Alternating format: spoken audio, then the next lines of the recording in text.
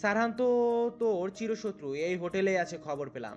শালা সব জায়গায় পিছু পিছু চলে আসে, আমাদের মনে হয় শান্তি দিবে না। সারহান ল্যাপটপে কিছু প্রয়োজনীয় কাজ করছে। কপালে দুশ্চিন্তার রেখা ফুটে উঠেছে। আগামীকাল নমিনেশন জমা দেওয়া থেকে শুরু করে দলীয় প্রতীক কে পাবে তা নির্বাচন অফিসে ঘোষণা করা হবে।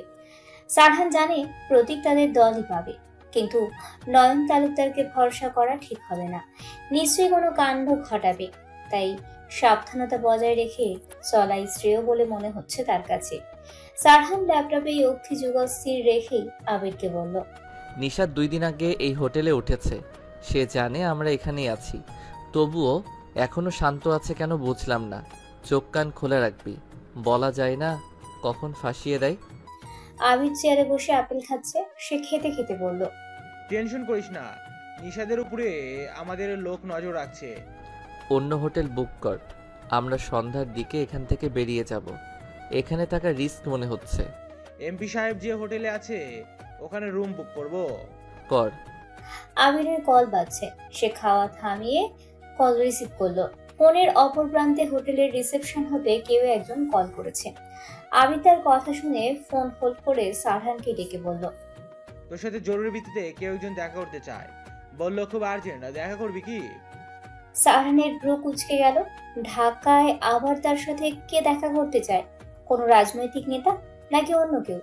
সারহান কিছুক্ষণ ভেবে বলল, কোথায় দেখা করবে?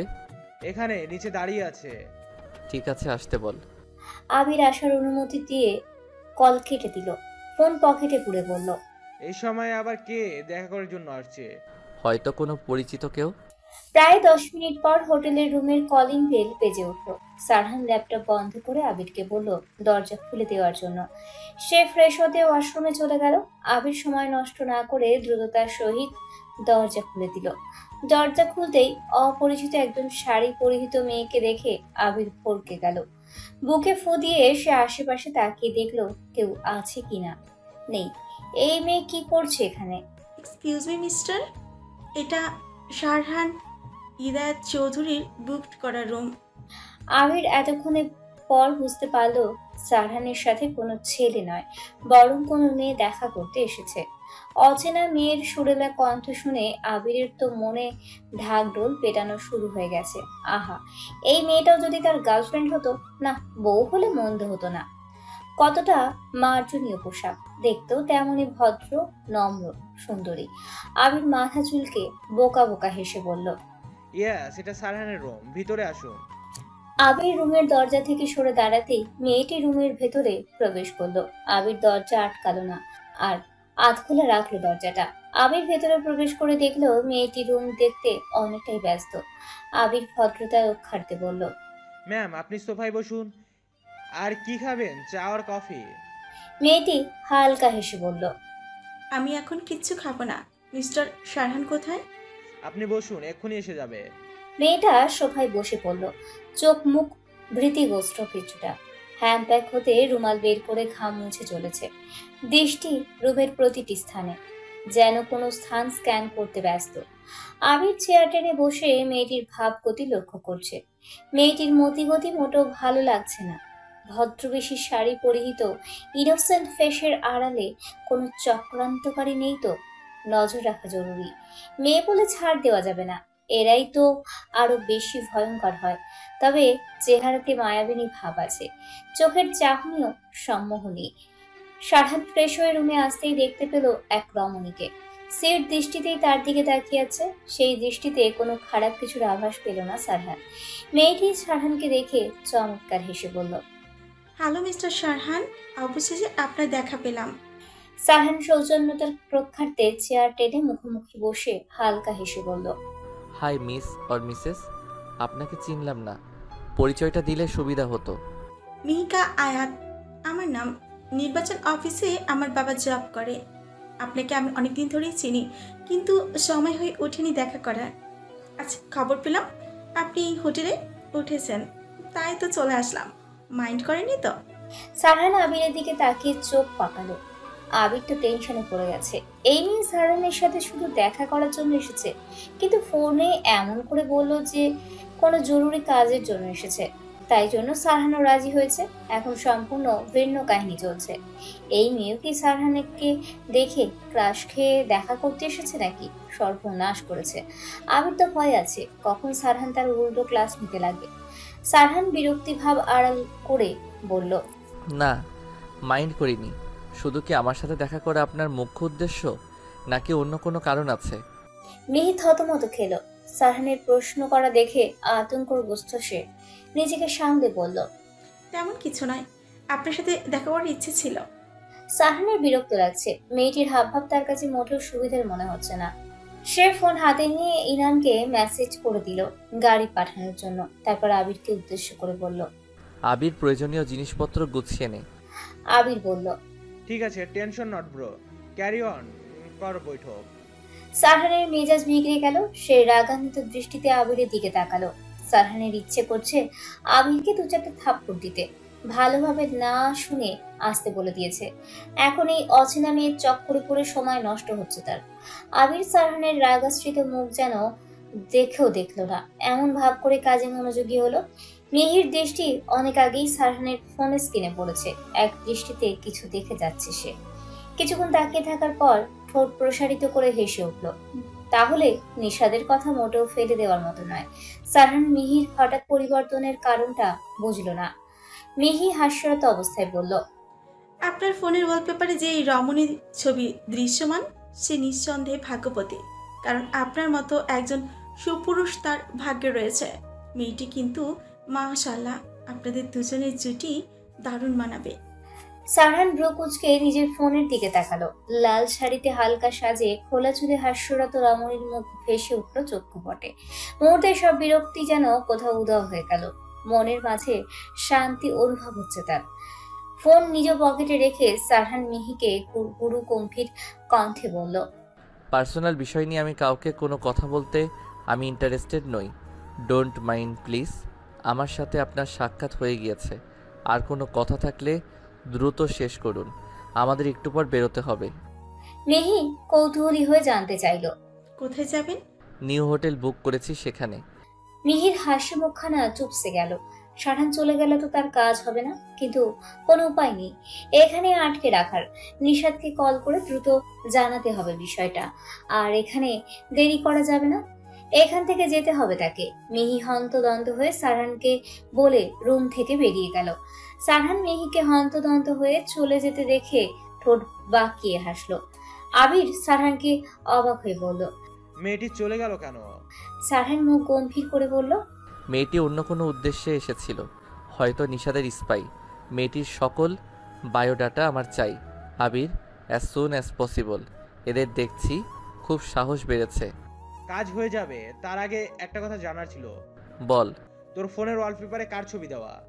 সময় হলে জানতে পারবি, নিজের কাজ শেষ কর আগে। গভীর রাত, মানুষের আনাগোনা কিছুটা কম শহরের রাস্তায়। সোডিয়াম আলোয় চারিদিকে আলোকিত হয়ে আছে। রাতের রাস্তায় কপত কপতিতে দেখা যায় অনেক বেশি। সকলে হাতে হাত ধরে শহরের রাস্তায় প্রেম নিবেদন করছে। নামি দামি রেস্টুরেন্টে বসে আছে নিশাদ। চোখ মুখে বিরক্তির ক্লেশ, মুখে কাঠিন্যতা বজায় রেখে শক্ত চাহনিতে এক দৃষ্টিতে টেবিলের দিকে তাকিয়ে আছে সে। তার পাশে চিন্তাগ্রস্ত বদনে বসে আছে মিহি। চোখে মুখে ভয়ের ছাপ স্পষ্ট ফুটে উঠেছে। কাজটা শেষ করতে পারেনি, এটাই ভয়ের কারণ। বারবার আর চোখের সামনে বসে থাকা মানুষটিকে দেখছে সে। নিশাদের কোনো ভাব বুঝে উঠতে পারল না। কি চলছে মানুষটার মনে? প্রায় আধা ঘন্টা ধরে এভাবেই থম মেরে বসে আছে নিশাদ। মিহি ঢোক গিললে শুধালো, এখন কি করবি নিশাদ? ড্রাগস দিয়ে ফাঁসানোর প্ল্যান তো ফ্লপ হয়ে গেল, আর ওই এমপির কাছে তো বাহিরের কেউ যেতে পারবে না। নিশাদ মিহির দিকে জ্বলন্ত দৃষ্টিতে তাকিয়ে বলল, একটা প্ল্যান ফ্লপ হয়েছে তো কি হয়েছে, প্ল্যান বি অনুযায়ী কাজ শুরু করতে হবে। মিহি ঠোঁট ভিজিয়ে বলল। কি করতে হবে আমাকে? নিশাদ পানির গ্লাস নাড়তে নাড়তে বলল, তোমার কোনো কাজ নেই, আর নিজের দেশে ফিরে যাওয়ার প্রস্তুতি শুরু করে দাও। তোমার এখানে আর কাজ নেই। মিহি নিশাদের দিকে করুণ দৃষ্টিতে তাকালো। এই মানুষটা তার মন কেন বোঝে না? চোখের সামনে অন্যায় করতে দেখেও চুপ থাকে সে। ভালোবাসার মানুষটিকে অন্যায়ের দিকে ধাবিত হওয়া থেকে সে আটকাতে পারছে না। সে ভালোবাসার মানুষটিকে ভালো করতে ব্যর্থ। মিহি সাহস করে নিষাদের পুরুষালী হাত নিজের হাতের মুঠোয় আবদ্ধ করলো। নিষাদ মিহির হাতের স্পর্শে অবাক হয়ে তাকালো। সে ভেতরে ভেতরে অনেকটাই চমকে গেছে। যে মেয়ে তাকে দেখে ভয়ে সিটিয়ে থাকতো আজ হাত ধরেছে। মিহির চোখে অশ্রু টলমল করছে। নিষাদ কিছু বলতে গিয়েও থেমে গেল। মিহি নিষাদের চমকে ওঠা বুঝতে পেরে কম্পনরত স্বরে বলল, সরি নিশাদ, তোমার অনুমতি ব্যতীত হাত ধরার জন্য। কি করব বলো, তোমার ছোঁয়ার লোভ সামলাতে পারলাম না। আজ হয়তো তোমার সাথে এতটা কাজ হতে আমার শেষ কথা। একটা কথা বলি, তুমি একটু ভেবে দেখো প্লিজ। নিজেকে অন্যায় কাজে জড়িও না, এসব থেকে দূরে সরে আসো। নিজের জীবন নিজ হাতে ধ্বংস করো না। মা বাবার কথা ভেবে এগুলো থেকে বিরত থাকো। নিজের জীবন নিজ হাতে গুছিয়ে নাও, নিজেকে সময় দাও। নিষাদ হাত ছাড়িয়ে রাশভারী আওয়াজে বলল, একদম ঘরে বউয়ের মতো বিহেভ করবে না আমার সাথে। এমন আচরণ করে কি বোঝাতে চাও? তুমি আমায় অনেক ভালোবাসো, আই নো ভালোবাসা আমায়, বাট আমি অরিত্রিকাকে চাই। I like her so much. Please আমার সামনে নিজের ফিলিংস দেখাতে আসবে না। তুমি তোমার মতো থাকো, আমায় আমার মতো থাকতে দাও। মিহি অশ্রুসিক্ত নয়নে তাকিয়ে বলল, তোমার লাইফে যে মিহিকা বলে কেউ ছিল ভুলে যেও। আর কখনো তোমার সাথে আমার দেখা না হোক এই কামনা করছি। ভালো থেকো নিশাদ, খুব ভালো থেকো। শেষবারের মতো বললাম, I love you so much. Take care of yourself, bye. মিহি আর এক মুহূর্ত রেস্টুরেন্টে অবস্থান করলো না। কাঁদতে কাঁদতে বেরিয়ে গেল সেখান হতে। নিষাদ নির্লিপ্ত ভঙ্গিতে তাকিয়ে রইল মিহির যাওয়ার দিকে। মিহির কথা ভেবেই বুক চিরে দীর্ঘশ্বাস বেরিয়ে এলো তার। মিহি কেন বোঝে না সে তাকে ভালোবাসে না, তবুও পিছে পড়ে আছে। আসলে দুনিয়াটাই এমন, সে যাকে চায় সে তাকে চায় না, অথচ অন্য একটা মেয়ে তাকে পাওয়ার জন্য মরিয়া হয়ে উঠেছে। নিষাদের খেয়াল হলো এখন তো রাত 12টা পেরিয়ে গিয়েছে। ঢাকা শহরে রাতের বেলা চলাচল খুবই রিস্কের। একা একা এই অবুঝ মেয়েটা কোথায় গেল? নিষাদ সময় নষ্ট না করে মিহিকে খুঁজতে গেল। আজ অরিত্রিকার ঘুম পরিপূর্ণ হয়েছে। মনে হচ্ছে কতদিন পর তৃপ্তি সহকারে আরামে ঘুমিয়েছে সে। এতটাই ঘুমিয়েছে যে কখন দুপুর পেরিয়ে গেছে বুঝতেও পারেনি। এটা যে সারানের সাথে কথা বলার সাইড এফেক্ট ভালো করে বুঝতে পারছে সে। মনও খুশি লাগছে তার, মাথাও আজ ভার মুক্ত লাগছে। আড়মোড়া ভেঙে ঘুম থেকে উঠে বিছানার সাথে বিদায় অনুষ্ঠান শেষ করে ফ্রেশ হয়ে নিল সে। সুন্দর পরিপাটি দিয়ে ইশরাকে কল করলো। ফোনের রিং হয়ে যাচ্ছে, তবুও কোনো খবর নেই, কল রিসিভ করছে না। নিচ হতে জোরে জোরে ভেসে আসছে বেশ কয়েকজনের কথোপকথন। আজকে কিছু হয়েছে? সবাই বাড়িতে কি করছে? অরিত্রিকা ছুটলো নিচে। আরশাদ সাহেব আর আজমল সাহেব টিভিতে খবর দেখছেন। বেশ আনন্দ ঘন পরিবেশ বিরাজ করছে চৌধুরী বাড়িতে।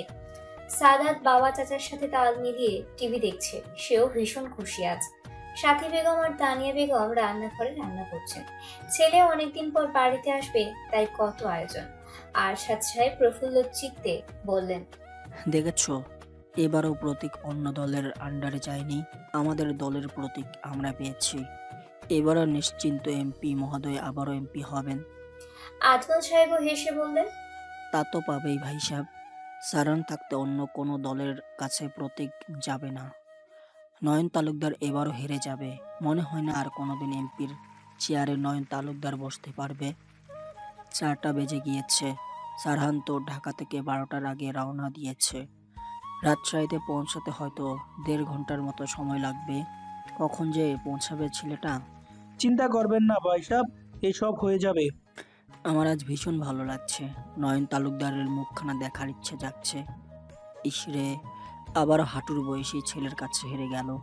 সাদাত বাবার কথা শুনে বলল, বাবা, আজকে রাতে ছোট করে সেলিব্রেশন করা যায়, অনেক মজা হবে। সারহান আসুক আগে, তারপরে ওর সাথে কথা বলে নিও। ঠিক আছে। অরিত্রিকা ফুরফুরে মেজাজে নিচে নামতেই দেখলো বাবা, বড় বাবা আর সাদাত নিজেদের ভেতরের কথার পসরা সাজিয়ে বসেছে। সকলের মুখ খুশি খুশি দেখাচ্ছে। আজ কি কোনো স্পেশাল দিন? বাবা, বড় বাবা বাড়িতে। সকলের চোখের মুখে আনন্দের ছাপ। অরিত্রিকা কিছুক্ষণ ভাবলো কারণ কি হতে পারে, কিন্তু ছোট মস্তিষ্ক ধরতে পারল না। সে তাদের দিকে এগিয়ে যেতেই দেওয়ালের দিকে টিভিতে চলমান সংবাদে চোখ আটকে গেল। অপলক চেয়ে রইল টিভির দিকে। সেখানে সারহানকে দেখে অরিত্রিকার হার্টবিট মিস হয়ে গিয়েছে। শুভ্র পাঞ্জাবিতে এমপির পাশে হাস্যোজ্জ্বল মুখে দাঁড়িয়ে আছে মানুষটি। পাঞ্জাবিতে যেন চোখ ধারিয়ে যাচ্ছে, বক্ষে যেন হাতুড়ি পেটাচ্ছে তার। কতদিন পর মানুষটিকে দেখতো সে। অনুভূতিতে বেসামাল হয়ে গেছে তার সত্তা। তাহলে আজই আসবে সারহান ভাই। ইস, এখনই মনে হচ্ছে লজ্জায় লজ্জাবতী গাছের ন্যায় নুয়ে পড়েছে। এতদিনে অপেক্ষার অবসান ঘটতে যাচ্ছে তার। ভাবতেই গাল গরম হয়ে এলো অরিত্রিকার। লজ্জা মিশ্রিত হাসি হেসে অরিত্রিকা রান্নাঘরে মায়ের কাছে চলে গেল সে। তানিয়া বেগম আর সাথী বেগম বাহারি রকমের খাবার রান্না শেষ করলো সবেমাত্র। সবকিছু গুছিয়ে ডাইনিং রুমে আসলেন তারা। অরিত্রিকা ডেইরি মিল্ক খেতে খেতে তানিয়া বেগম আর সাথী বেগমের পিছু পিছু গেল। আরশাদ সাহেব তানিয়া বেগমকে দেখে বললেন, খবর পেয়েছো? তোমার ছেলে ঢাকা হতে রওনা দিয়েছে।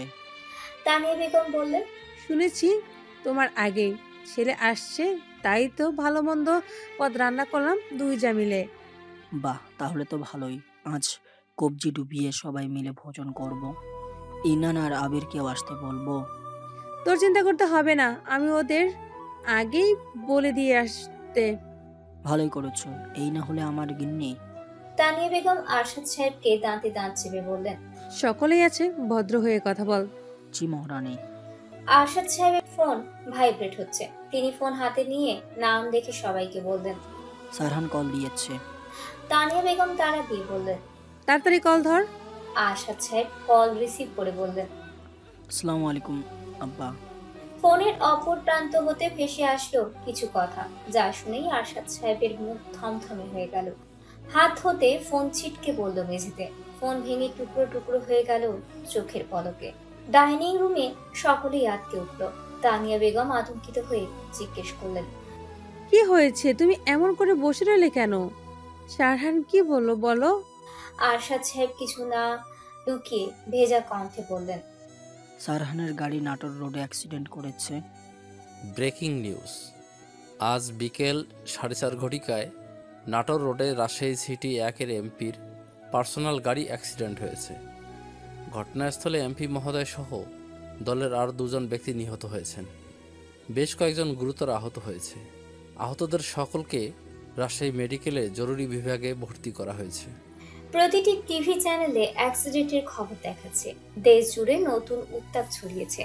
একজন এমপির মৃত্যুতে দেশের নেতা কর্মীরা যেন মরিয়া হয়ে উঠেছে। কেউ কেউ সোশ্যাল মিডিয়াতে দুঃখ প্রকাশ করছে, কেউ বা শোক প্রকাশে ব্যস্ত।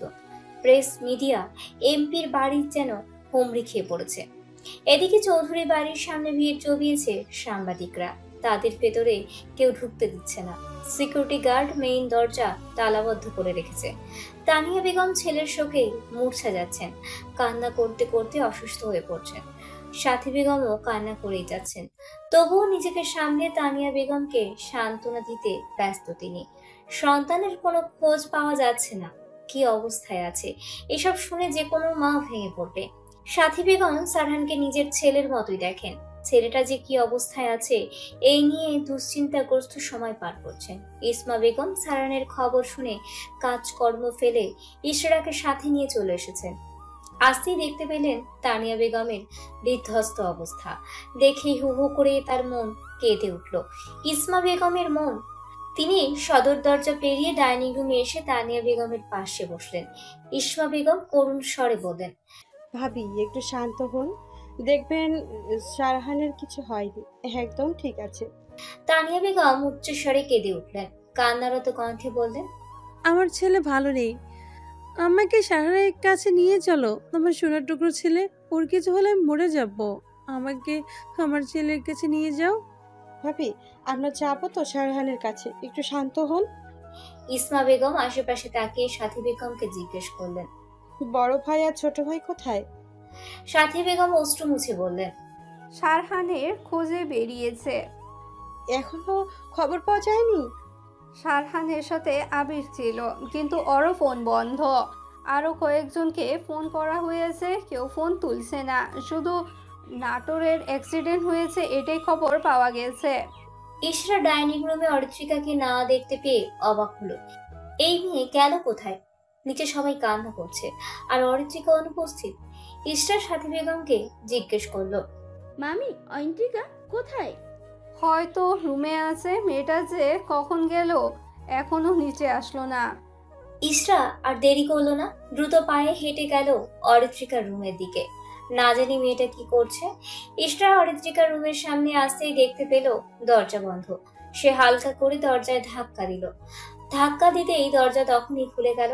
ইশরা সময় নষ্ট না করে রুমে ঢুকতেই দেখতে পেল অরিত্রিকা মেঝেতে এলোমেলো অবস্থায় পড়ে আছে। ইশরার চোখের সামনে এমন দৃশ্য দেখে ভয় পেয়ে গেছে। সে হন্তদন্ত হয়ে ছুটে গেল অরিত্রিকার কাছে। অরিত্রিকার মাথা বরাবর বসতেই দেখলো অরিত্রিকার মুখ ফ্যাকাশে হয়ে গেছে, চোখ মুখও মলিন, জীর্ণ শীর্ণ হয়ে আছে। ইশরা আতঙ্কগ্রস্ত হয়ে অরিত্রিকাকে মৃদু ধাক্কা দিয়ে ডাকতে লাগলো, এই অরিত্রিকা ওঠ, কি হয়েছে? আমার কথা শুনতে পাচ্ছিস? এই বোন ওঠ না প্লিজ, তোর অবস্থা দেখে আমার ভয় লাগছে। অরিত্রিকার কোনো সাড়া শব্দ না পেয়ে ইশরা আরো বেশি ভয় পেয়ে গেল। অরিত্রিকা তো চোখ খুলছে না, নিশ্চয়ই চেতনা হারিয়েছে। এখন কি করবে সে? মাথা কাজ করছে না তার। ইশরা অরিত্রিকার হাত ধরতেই দেখলো শরীর ঠান্ডা হয়ে আসছে। ইশরা তড়িৎ বেগে অরিত্রিকার হাতে তালু ঘষতে লাগলো। কিছুটা সময় পেরিয়ে গেলেও অরিত্রিকা প্রতিক্রিয়াহীন ভাবে চোখ বন্ধ অবস্থায় পড়ে আছে। ইশরা উপায় না পেয়ে সাদাতকে ডাকলো বেশ কয়েকবার। পড়ার টেবিলে হতে পানির বোতল খুলে অরিত্রিকার মুখে ছিটাতে লাগলো। সাদাত ইশরার গলা পেয়ে অরিত্রিকার রুমে এসে দেখলো অরিত্রিকা অচেতন অবস্থায় পড়ে আছে। সাদাত দৌড়ে এসে ভয়ার্ত কণ্ঠে বলল, কি হয়েছে অরিত্রিকার? ওর এমন অবস্থা হলো কি করে? আমিও জানি না, এসে দেখি এমন ভাবে মেঝেতে পড়ে আছে। ডাক্তার ডাকবো? দ্রুত কল কর ডাক্তার আঙ্কেলকে। সাদাত দ্রুততার সহিত পকেট হতে ফোন বের করে কল দিবে এমন সময় অরিত্রিকা নড়ে চড়ে উঠল। দুর্বল চোখে চারিপাশে তাকিয়ে জোরে জোরে শ্বাস টেনে উঠে বসলো। দু হাতে চুল খামচে ধরে এক দৃষ্টিতে মেঝের দিকে তাকিয়ে রইল সে। সাদাত ফোন পকেটে পুরে বলল, অরিত্রিকা তুই ঠিক আছিস? অরিত্রিকা তাকালো ব্যথাতুর দৃষ্টিতে। চোখ ক্ষুধায় হতে পড়ছে অশ্রু, গাল বেয়ে অশ্রু মেঝেতে পড়ছে টকটক করে। উগড়ে আসছে কান্নার দল। অতিরিক্ত কান্নার ফলে চোখ ফুলে লাল হয়ে গিয়েছে। অরিত্রিকা এলোমেলো চুলগুলো পেছনে ঠেলে চুপ করে থ মেরে বসে রইল। কিছু ভালো লাগছে না তার। ইশরা পানির বোতল মেঝেতে রেখে অরিত্রিকাকে হালকা ধাক্কা দিয়ে বলল, অত্রি কথা বলবো না, এমন চুপ করে আছিস কেন? হঠাৎ কি হয়েছিল তোর? জানিস কতটা ভয় পেয়ে গিয়েছিলাম। একদিকে তোর এই অবস্থা, অপরদিকে সারান ভাই ও অ্যাক্সিডেন্টের খবর কি যে হচ্ছে বুঝতে পারছি না। অরিত্রিকা ইশরার দিকে তাকিয়ে ঝিমিয়ে যাওয়া কণ্ঠে শুধালো, সাহান ভাইয়ের কি অবস্থা? উনি ঠিক আছেন তো? সাদাত অরিত্রিকার কথা শুনে হতাশা মিশ্রিত কণ্ঠে বলল, ভাইয়ের কোনো খবর পাওয়া যায়নি। বাবার চাচা গিয়েছে, খবর পেলে জানাবে। অরিত্রিকা ডুক করে কেঁদে উঠলো। হঠাৎই কান্না মিশ্রিত কণ্ঠে বলে উঠল, তোরা বল, ওনার কিছু হবে না? উনি সুস্থ অবস্থায় আমাদের মাঝে ফিরে আসবেন। উনি সুস্থ আছেন তাই না বল? এখনো কেন আসছেন না উনি? সাদাত অরিত্রিকার এমন কান্দে বিস্মিত হলো। তার ভাইয়ের জন্য অরিত্রিকা কাঁদছে ভাবতেই অবাক লাগছে। দুজনে তো সবসময় সাপে নেউলের সম্পর্ক। এসব ভাবনা বাদ দিয়ে বিস্ময় সূচক চাহনিতে তাকিয়ে অরিত্রিকাকে শান্ত করতে বলল, ভাইয়ের কিচ্ছু হবে না, দেখিস দ্রুত বাড়ি চলে আসবে। ইশরা কন্দ্রনরত অরিত্রিকাকে দুহাতে আগলে নিল। অরিত্রিকা ফুঁপিয়ে কেঁদে বলল, আমাকে ওনার কাছে নিয়ে চল, আমি ওনাকে দেখব। ইশরা সাদাতের দিকে তাকালো করুণ চোখে। সাদাত ইশরাকে ইশারা করলো কিছু বলার জন্য। ইশরা অরিত্রিকার মাথা নেড়ে দিয়ে বলল, আচ্ছা যাব, এবার একটু চুপ কর বোন, এমন ভাবে কাঁদলে শরীর খারাপ করবে। আমি আর পারছি না রে। উনি এমন কেন বলতো? ঢাকায় গিয়েছেন, আমায় জানানোর কোনো প্রয়োজন বোধ করেননি। গিয়ে 15 দিন ছিল, তবুও একবারও কল করেননি। কল করে বলেননি অ্যাডমিশন কেমন দিয়েছে। অথচ ওনার জন্য আমি কতটা কষ্ট পেয়েছি তা কি জানেন? উনি আমার ফিলিংস কেন বোঝেন না? ভালোবাসি বলেই কি অবহেলা করছেন? অবহেলা করছেন ঠিক আছে, তাই বলে নিজের খেয়াল তো রাখতে পারতেন। আজ আমি খুশি ছিলাম উনি এতদিন পর আসছেন, অথচ আমার খুশি যেন ওনার জীবনে অভিশাপ হয়ে গেল। এক নিমেষেই যেন শেষ হয়ে গেল সব। আমি ওনাকে এক পলক চোখের দেখা দেখতে চাই, আমায় নিয়ে চল। সাদা অরিত্রিকার মুখ হতে নির্গত উদভ্রান্তের ন্যায় কথাগুলো শুনে হা হয়ে গিয়েছে। এগুলো কি বললো অরিত্রিকা? তার ভাইকে ভালোবাসে? অসম্ভব! এটা কিভাবে হতে পারে? তার মাথায় কিছুই আসছে না। চারিদিকে শক করা খবর। সাদাদের মনে পড়ে গেল চিঠির কথা। তাহলে কি তার ভাইকে নিয়েই অরিত্রিকা চিঠিটা রেখেছিল? সাদাত মাথায় হাত দিয়ে বসে রইল। নিজের কানে শুনেও তার বিশ্বাস হচ্ছে না। সাদাত অবিশ্বাস্য চোখে অরিত্রিকার দিকে তাকিয়ে ইসরার দিকে তাকালো। ইসরা সাদাতের দিকে তাকিয়েই ছিল। সে সাদাতের থমথমে মুখাবয় দেখেই বুঝলো অনেকটা শখ পেয়েছে। ইসরা সাদাতকে বলল, এখনই বাড়ি কাউকে কিছু বলিস না। বাড়ি কারোর মনের অবস্থা ভালো না। আবার যদি এই কথা জানতে পারে তবে পরিবেশ আরো বিগড়ে যেতে পারে। সাদাত থমথমে মুখে বলল, এসব কবে থেকে চলছে? বুঝলাম অরিত্রিকা ভাইকে পছন্দ করে, ভাইও কি অরিত্রিকাকে পছন্দ করে? আমার তো ভাইয়ের কোনো আচরণে এমন কিছু মনে হয়নি। আমারও মনে হয়নি। তবে অয়ন্তিকা আর সারান ভাইয়ের মাঝে তেমন কিছুই নেই। অয়ন্তিকা ভাইয়াকে ভালোবাসে, কিন্তু সারান ভাইয়ের মনে কি আছে সঠিক জানি না। সাদাতের কল আসায় কথা বন্ধ করে পকেট হতে ফোন বের করে রিসিভ করলো। রিসিভ করার কিছুক্ষণ পর কল কেটে দিল অপর পাশে থাকা ব্যক্তিটি। সাদাত ব্যস্ত ভঙ্গিতে দাঁড়িয়ে ইসরাকে বলল, রাজশাহী মেডিকেলে যেতে হবে, ভাই ওখানে অ্যাডমিট আছে। আর তুই অরিত্রিকা যদি যেতে চাস রেডি হয়ে নিচে চলে আয়, আমি মাকে খবর দিচ্ছি। ঠিক আছে। রাজশাহী মেডিকেলের অপারেশন থিয়েটারের সামনে দাঁড়িয়ে আছেন আরশাদ সাহেব আর আজমল সাহেব। তাদের চোখে মুখে চিন্তিত ভাব ফুটে উঠেছে। দুজনেই পায়চারি করছেন সমান তালে। আরশাদ সাহেব বারবার অপারেশন থিয়েটারের দিকে তাকাচ্ছেন। বক্ষে ছেলেকে হারানোর ভয় যেন জেঁকে ধরেছে। বাবা হয়ে ছেলের এমন পরিস্থিতি নিজ চোখে দেখা মৃত্যুসম। কাছের টুকরো বুকের এক পাশে গেঁথে গেছে। প্রচন্ড রক্তক্ষরণে সারহানের অবস্থা বেগতি। কি হবে এখনো ডাক্তার বলতে পারেননি। আবিরের অবস্থাও আশঙ্কাজনক। লাইফ রিস্ক এখনো আছে। আবিরকে কেবিনে শিফট করা হয়েছে। আরশাদ সাহেবকে চিন্তিত ভঙ্গিতে পায়চারি করতে দেখে আজমল সাহেব বললেন, ভাই সাহেব টেনশন না করে বসুন, একটু শান্ত হন। এমন করলে আপনি তো অসুস্থ হয়ে পড়বেন। আরশাদ সাহেব নিভু নিভু কণ্ঠে বললেন, আমার ছেলেটা মৃত্যুর সাথে যুদ্ধ করছে, কিভাবে বাবা হয়ে চুপচাপ শান্ত হয়ে বসে থাকবো? কিছু হবে না সারহানের, দেখবেন ভালো হয়ে যাবে। এখানে চিকিৎসা ভালো না হলে প্রাইভেট হাসপাতালে অ্যাডমিট করা হবে। আরশাদ সাহেব ক্লান্ত ভঙ্গিতে বসে বললেন, আমার ছেলের যেন কিছু না হয় তুমি দেখো। বাড়িতে খবর জানিয়েছো? সাদাত কল দিয়েছি, হয়তো রাস্তায় আছে। দীর্ঘ 2 ঘন্টার অপারেশন শেষ করে ডাক্তার ওটি থেকে বের হলেন। চিন্তিত মুখ তার। অতিশয় কিছু একটা নিয়ে গভীর চিন্তায় মগ্ন। আরশাদ সাহেব হন্তদন্ত হয়ে ছুটে গেলেন ডাক্তারের কাছে। আজমল সাহেবও পিছু পিছু গেলেন। আজমল সাহেব আর এক মুহূর্ত দেরি না করে ডাক্তারকে শুধালেন, সারহান এখন কেমন আছে? ডাক্তার মুখে থাকা মাস্ক খুলে বললেন, আগের থেকে অনেকটা ভালো আছি। ব্লিডিং হয়েছে অনেক, 2 ব্যাগ ব্লাড দেওয়া হয়েছে, আরও 1 ব্যাগ লাগবে। দ্রুত রক্তের ব্যবস্থা করুন, কিছুক্ষণের মধ্যে বেডে দেওয়া হবে, তবে বাহিরের কেউ এলাও না। আরশাদ সাহেব ভেজা কণ্ঠে বললেন, কখন দেখা করতে পারবো সারহানের সাথে? সেন্স এখনো ফিরেনি, সেন্স ফিরলে তারপর আপনাদের জানানো হবে। দেখা করতে পারবেন কি পারবেন না? Excuse me. ডাক্তার আরশাদ সাহেবকে যাবতীয় তথ্য জানিয়ে নিজের চেম্বারে চলে গেলেন। কিছুক্ষণ পরেই সারহানকে ওটি থেকে বের করা হলো। আরশাদ সাহেব আর আজমল সাহেব তাকালেন। তখনই বেডে অচেতন অবস্থায় শুয়ে আছে সারহান। মস্তিষ্কের অর্ধেক অংশ জুড়ে সাদা ব্যান্ডেজ আবৃত। মুখের বিভিন্ন স্থানে কাটা ছেঁড়ার অগণিত দাগ। অক্সিজেন মাস্ক থাকায় মুখ তেমন স্পষ্ট দেখা যাচ্ছে না। সাদা কাপড়ের আস্তরণ দিয়ে বুকের উপরিভাগ পর্যন্ত ঢাকা। অপারেশন করার স্থান দৃশ্যমান নয়। কেমন নির্জীব হয়ে শুয়ে আছে সারহান। রক্তক্ষরণের ফলে মুখ ফ্যাকাশে বর্ণ ধারণ করেছে। আরশাদ সাহেব ছেলের এমন করুণ দশা দেখে ধপ করে বসে পড়লেন মেঝেতে। আজমল সাহেব ভাইয়ের হঠাৎ মেঝেতে বসে পড়া দেখে ভয় পেয়ে গেলেন। তিনি মৃদুস্বরে চিৎকার করে বললেন, ভাইজান আপনি ঠিক আছেন তো? আরশাদ সাহেবের চোখ ভিজে গেল।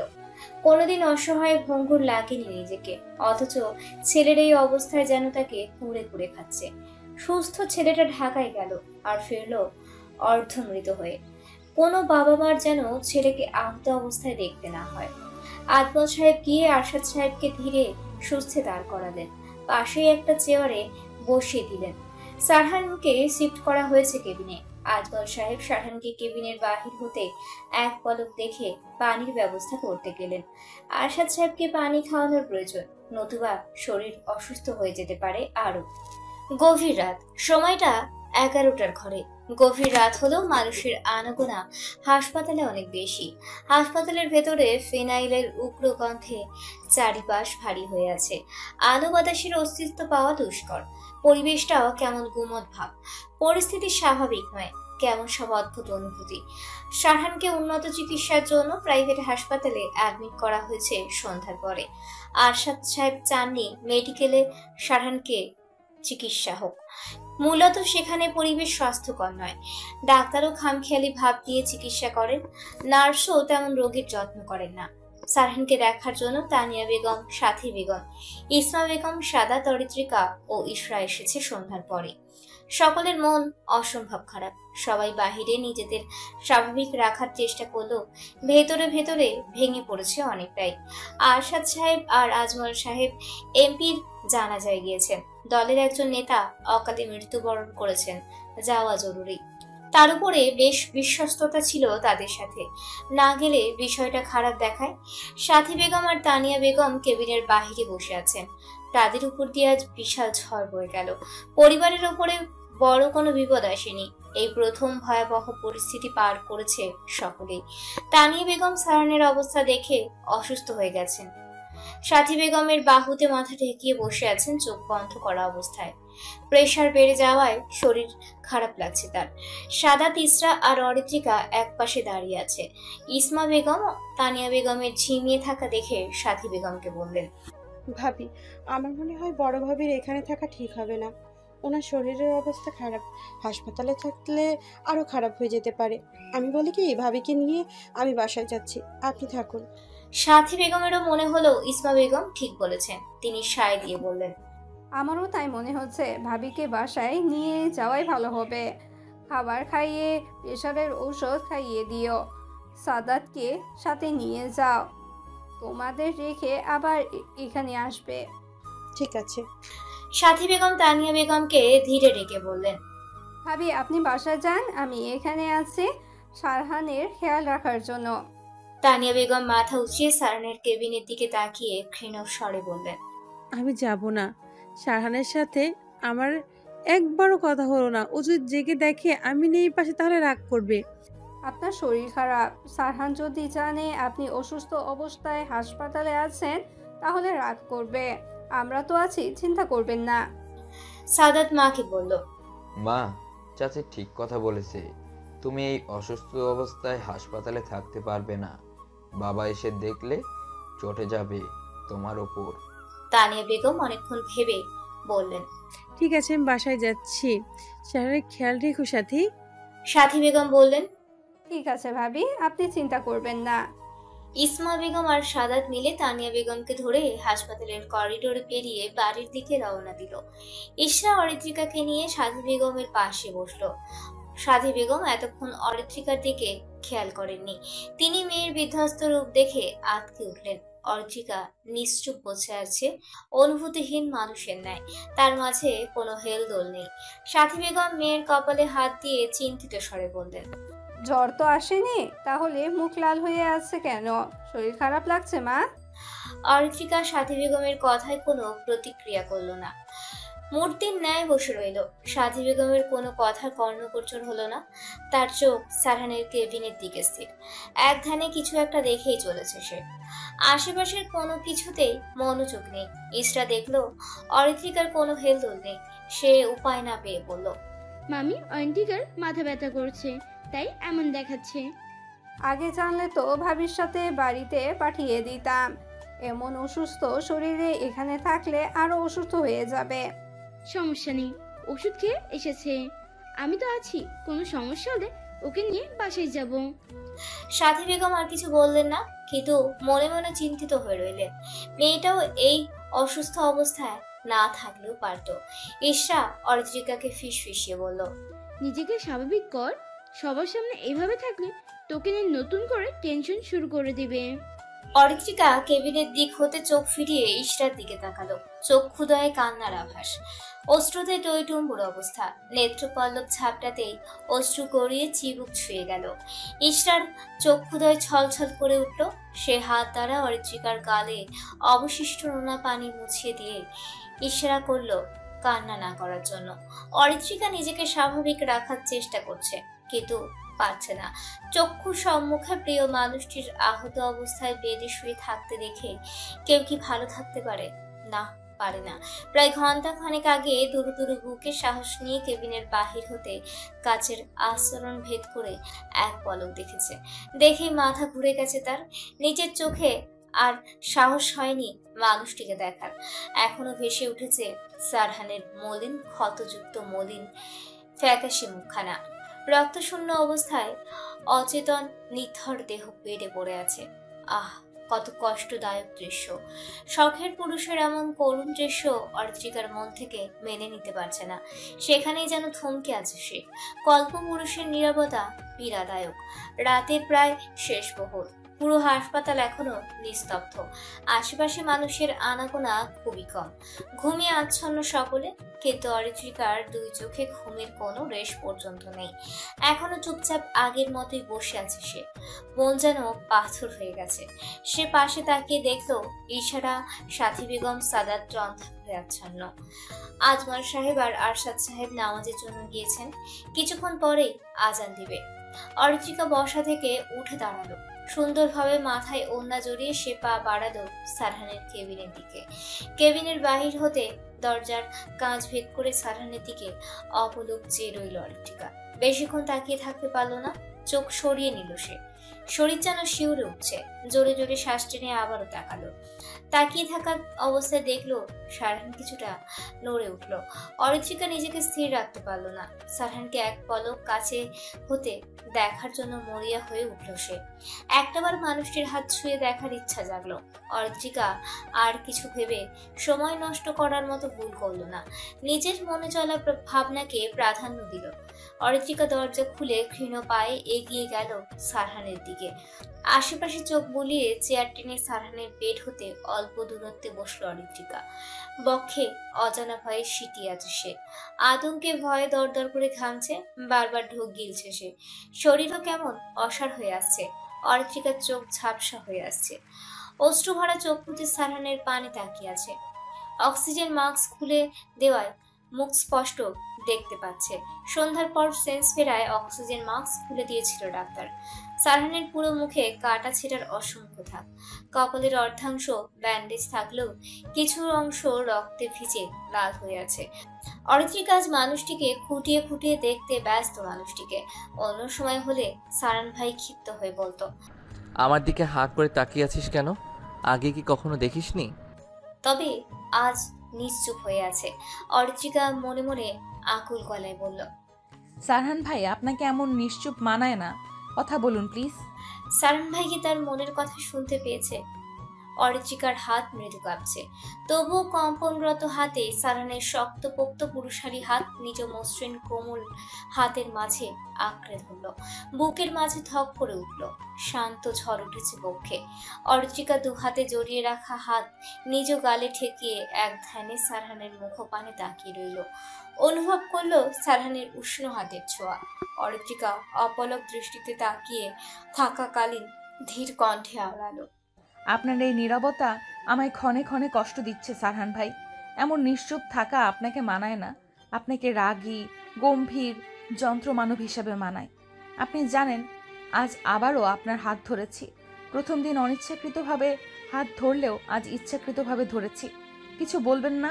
বলুন, আজ সব কিছু শুনতে রাজি আমি। আপনার কথায় মন খারাপ করব না আজ। একটা কথা কি জানেন, আপনি যদি আজ হাত ধরার জন্য অপমান করতেন আমি তবুও ছাড়তাম না, আরও শক্ত করে আঁকড়ে ধরতাম। এই হাত ধরে আপনার সাথে সারা জীবন থাকতে চাই। আপনি আমায় রাখবেন আপনার ওই কঠোর হৃদয়ের মধ্যিখানে? অরিত্রিকার চোখে নোনা পানিতে সারহানের হাত ভিজে যাচ্ছে। সে এক হাতে গালে গড়িয়ে পড়া অশ্রু মুছে নিল। আস্তে করে সারহানের হাত বের হতে যত্ন করে রেখে দিল। সারহানের গায়ে থাকা সাদা চাদর অনেকটাই নিচে নেমে এসেছে। বুকের অপারেশনকৃত স্থানের ব্যান্ডেজটি দৃশ্যমান। ব্যান্ডেজের স্থানে গোলাকৃতি হয়ে রক্তে ভিজে উঠেছে। সেই দৃশ্য দেখে অরিত্রিকার বক্ষস্থল কেঁপে উঠল। কি অসহনীয় দৃশ্য! এতক্ষণ তার ধ্যান সারহানের দিকে থাকায় খেয়াল করেনি। ইস, কি ভয়াবহ দৃশ্য! কতই না কষ্ট পেয়েছে তার শ্যাম পুরুষ। অর্চিকা নিজেকে শক্ত করে ঈষৎ কাঁপা হাতে সারহানের বুকের ব্যান্ডেজ করা স্থানটি ছুঁয়ে দিল। গভীর চোখে অবলোকন করল সে। ক্ষতস্থানটি অনেকটাই গভীর, এই জন্যই অতিরিক্ত রক্তক্ষরণ হয়েছে। অর্চিকা দু হাতে চাদর টেনে দিল সারহানের শরীরে। চোখ সরিয়ে কেবিনের জানলা দিয়ে বাহিরে তাকালো। কিছুটা পরিষ্কার হয়ে এসেছে চারিপাশ। কিছুক্ষণ পরেই সকাল হবে। কেবিন থেকে চলে যেতে চাইলেও মন টানলো না অরিত্রিকার। সে নিজ হাতে ভর দিয়ে সারহানের দিকে তাকিয়ে রইল। আপনার শরীরের ক্ষত যেন আপনার থেকে আমায় অধিক পীড়া দিচ্ছে সারহান ভাই। পীড়া থেকে আমায় মুক্তি দিন। ভয়ঙ্কর রাত পেরিয়ে ধরণীতে সকাল হয়েছে। কিছুটা স্বস্তিকর পরিবেশ, পাখিদের কলরবে মুখরিত চারিপাশ। সূর্যের দেখা না মিললেও হালকা আলোয় অন্ধকারাচ্ছন্ন ভাব কেটে আলোকিত হয়েছে। জানলার থাই গ্লাস ভেদ করে বাহিরের আলো কেবিনে প্রবেশ করেছে। মৃদু বাতাসে জানলার পর্দাগুলো নড়ে চড়ে উঠেছে। বাতাসে যেন প্রশান্তির ছোঁয়া বইছে। সারহানের বাহিরের আলো চোখে পড়তেই ঘুম ভেঙে গেল। ধীর গতিতে চোখ খুলল সে। মাথা ব্যথায় টনটন করছে। পুরো শরীর অসহনীয় ব্যথার আবির্ভাব হয়েছে। নড়লেও প্রচন্ড ব্যথা লাগছে তার। কিছুটা সময় যেতেই ফিনাইলের তীক্ষ্ণ গন্ধ সারহানের নাকে এসে লাগলো। বিদঘুটে গন্ধ এক নিমিষেই জানান দিল সে হসপিটালে অ্যাডমিটেড। তপ্ত নিঃশ্বাস ফেলল সে। তার মানে এখনো বেঁচে আছে সে। গতকাল এক মুহূর্তের জন্য মনে হয়েছিল আজই সব শেষ। চোখের সামনে এক মুহূর্তে সব তছনছ হয়ে গেল। তবুও কিছু করার ছিল না। ভেবেছিল কখনো পরিবারের কারোর মুখ দেখতে পারবে না সে, কিন্তু ভাগ্য সহায় আছে, তাই বেঁচে আছে। হাতে কিটকিটে ব্যথা অনুভব হচ্ছে তার। হাত নড়াতে চেয়েও শরীরের দুর্বলতায় পেরে উঠল না। এতটুকুতেই শরীরের শক্তি হারিয়ে গেছে। অ্যান্টিবায়োটিক ঔষধ শরীরে প্রবেশ করলেই শরীর দুর্বল হয়ে যায়। তার মনে হলো হাতে কিছুর অস্তিত্ব উপস্থিত, সেই কারণে অতিরিক্ত ভারী লাগছে। সারহান অতি কষ্টে মাথা উঁচু করে হাতের দিকে তাকালো। তাকাতেই স্তব্ধ হয়ে গেল। অবিশ্বাস্য চাহনিতে তাকিয়ে রইল। অরিত্রিকা তার হাতের উপর মাথা রেখে আরামসে আয়েশ করে নিশ্চিন্ত হয়ে ঘুমাচ্ছে। মনে হচ্ছে কতদিন না ঘুমিয়ে আজ ইচ্ছে মতো ঘুমাচ্ছে। সারহান অসম্ভব ব্যথায় জর্জরিত হয়ে হাত অরিত্রিকার মাথার নিচ হতে বের করে নিল। ব্যথায় খিচে এলো তার মুখ। ঠোঁট কামড়ে ব্যথা নিবারণে ব্যস্ত হলো সে। অরিত্রিকার ঘুমের ব্যাঘাত ঘটায় কিছুটা বিরক্ত সহিত ঘুমো ঘুমো চোখে তাকালো। এখনো পরিপূর্ণ ঘুম না হওয়ায় বিরক্ত সে। বেড হতে মাথা তুলতেই সামনে তাকাতেই সারহানের ব্যথায় কুঁচকে যাওয়া মুখ দেখলো। দেখেই ভীতু হলো সে। অরিত্রিকা বিচলিত ভঙ্গিতে বলল, কি হয়েছে আপনার? কোথায় ব্যথা করছে? অরিত্রিকার ঘুমো ঘুমো মোহনীয় কণ্ঠস্বর কর্ণপাত হতেই সারহান অরিত্রিকার দিকে তাকালো। মেয়েটা উদ্বিগ্ন হয়ে তাকিয়ে আছে তার দিকে। সারহান ব্যথাতুর স্বরে আওড়ালো, হাতে অসহ্য পেইন হচ্ছে। অরিত্রিকা তৎক্ষণাৎ বেশি কিছু না ভেবে বলে উঠল, আমি আস্তে আস্তে মেসেজ করে দিব। সারহানের দৃষ্টি শীতল হয়ে এলো। সে কিঞ্চিত অরিত্রিকাকে অবাক করে দিয়ে বলল, দে, তবে সাবধানে। অরিত্রিকা অবাক হলো বটে, এত সহজে অনুমতি পাবে ভাবতে পারেনি। তবে ভালো লাগার পরিমাণটা অন্তঃস্থল ছাপিয়ে গেল। সারহানকে কিছুটা সুস্থ অবস্থায় কথা বলতে দেখে অরিত্রিকার প্রফুল্ল হয়ে গেছে। আবেগী ভাব দমিয়ে অতি কষ্টের স্বাভাবিক আচরণ করছে। অসুস্থ মানুষের সামনে কান্না করা ঠিক নয়, এটা জানে অরিত্রিকা। সে কিছু না ভেবে পরম যত্নে সারহানের হাত ম্যাসেজ করতে ব্যস্ত হয়ে উঠল। সারহান অতি শান্ত কণ্ঠে জিজ্ঞেস করলো, কেবিনে কখন এসেছিস? অরিত্রিকা ধীর কণ্ঠে বলল, ভোরে। সারহান জিজ্ঞাসু দৃষ্টিতে তাকিয়ে বলল, পারমিশন কে দিয়েছে? কেউ দেয়নি, আমি বিনা পারমিশনেই কেবিনে এসেছি। সারহান অতি আশ্চর্য হলো। অরিত্রিকা কি অবলীলায় সকল প্রশ্নের উত্তর দিয়ে যাচ্ছে, যেন সব প্রশ্নের উত্তর দেওয়ার জন্যই সদা প্রস্তুত। সারহান অরিত্রিকার লাল টকটকে চোখ, মলিন মুখ, চোখের নিচে ডার্ক সার্কেল, শরীরও শুকিয়ে কাঠ হয়ে গেছে, তা দেখে বুঝলো নিশ্চয়ই ঘুমের গাফিলতি করেছে। নিয়মিত খাবার, শরীরের যত্ন কোনোটাই করেনি। সারহান রুদ্ধ স্বরে বলল, এতটা কেয়ারলেস কেন তুই? নিজের শরীরের যত্ন, খাওয়া দাওয়া, ঘুম কোনোটাই ঠিক মতো করিসনি। নিজের দিকে তাকিয়ে দেখ কি অবস্থা করেছিস নিজের। অরিত্রিকা সারহানের কথা কানে তুলল না। সে আদেশ সূচক বলল, আপনার শরীর খারাপ, এই সময় এমন চিল্লানো উচিত না। চুপচাপ থাকুন আর আমার কাজ আমাকে করতে দিন। সারহানের মুখ হা হয়ে গেল। এই মেয়ে তাকে আদেশ করছে। সারহানের দৃষ্টি কঠিন। এই কয়েকদিনই সাহস বেড়েছে অরিত্রিকার। অরিত্রিকা সারহানের দৃষ্টি খেয়াল করে ঠোঁট উল্টে নিষ্পাপ ভাব ভঙ্গির আদল নিয়ে বলল, আমার দিকে অমন কঠিন দৃষ্টিতে তাকাবেন না। ওই দৃষ্টিতে আমি নিজেকে হারিয়ে ফেলি। একবার আপনার চোখের অতলে হারিয়ে গেলে নিজেকে আর ফিরিয়ে আনতে পারবো না। সারহানের কপাল কুঁচকে গেল। সন্ধিহান দৃষ্টিতে অরিত্রিকার দিকে সূক্ষ্ম নজরে তাকালো। অরিত্রিকা সিরিয়াস ভঙ্গিতে সারহানের প্রশ্নের উত্তর দিল, আপনি আমার শরীরের অবস্থা দেখলেন, একটু বকলেন, কিন্তু কেন নিজের অযত্ন করেছি কারণটা জানতে চাইলেন না কেন সারহান ভাই? আপনি কি আমাকে কখনো বুঝবেন না? আমার মনে চলমান অব্যক্ত কথা কি আপনার চোখে পড়ে না? একবার যদি আমার আখিতে আখি রেখে চক্ষুপটে ভেসে ওঠা অব্যক্ত ভাষা পড়তে পারতেন, তাহলে আমি হয়তো সব থেকে সুখী রমণী হতাম। সারহান বিচলিত হলো না, বরং তার দৃষ্টি অধিকতর গাঢ় হলো। অরিত্রিকার স্বয়ংব্রত সারহানের দিকে তাকালো। সারহানের মাঝে কোনো হেলদোল না দেখে বলল, বাদ দিন। শরীর কি খুব খারাপ লাগছে? ডাক্তারকে ডাকবো? দরকার নেই। অরিত্রিকা দৃষ্টি সরিয়ে নিল। আবারও নিজ কাজে মনোযোগী হলো। আজ হঠাৎ তার কি হলো? মানুষটাকে দেখে মনের কথা উগড়ে দেওয়ার ইচ্ছে জাগলো কেন? এই ভাবনায় বিভোর হলো সে। সারহান চলন্ত ফ্যানের দিকে তাকিয়ে শান্ত কণ্ঠে শুধালো, আমাকে কতটা ভালোবাসিস ফাইরুজ? কেবিন জুড়ে নিস্তব্ধতা বিরাজ করছে। মানবী নিশ্চুপ হয়ে আছে। কারোর মুখে কোনো কথা নেই, শুধু শ্বাস প্রশ্বাসের ধ্বনি প্রতিধ্বনিত হচ্ছে। অরিত্রিকা সারহানের কথা কর্ণগোচর হতেই মেসেজ করা বাদ দিয়ে হাত গুটিয়ে চুপচাপ হয়ে বসে আছে। অন্তর্কোণে বিরাজ করছে শীতল শিহরণ। কি উত্তর দিবে সে, এই ভেবে হাঁসফাঁস করতে লাগলো অরিত্রিকা। নিজের দু হাত মুচড়াতে শুরু করলো। একটু আগে সাহস নিয়ে যে কথাগুলো বলেছে, এখন আর সারহানের প্রশ্নের উত্তর দেওয়ার সাহস হচ্ছে না। গরম নেই, তবুও কপাল জুড়ে বিন্দু বিন্দু ঘাম ছুটছে। সারহান ফ্যান হতে নজর সরিয়ে অরিত্রিকার দিকে তীক্ষ্ণ দৃষ্টিতে তাকালো। অরিত্রিকাকে চুপ করে বসে থাকতে দেখে মনে মনে হাসলো খানিকটা। এতক্ষণ তার সামনে চাটান চাটান কথা বলছিল, অথচ এখন জানতে চাইছে সে, কিন্তু কোনো কথা নেই। এত কি ভাবছিস? এই তোর সাহস? গোপনে কল্পপুরুষকে ভালোবেসে চিঠি লিখতে পারিস, অথচ ভালোবাসার কথা স্বীকার করতে এতটা অস্বস্তি কেন?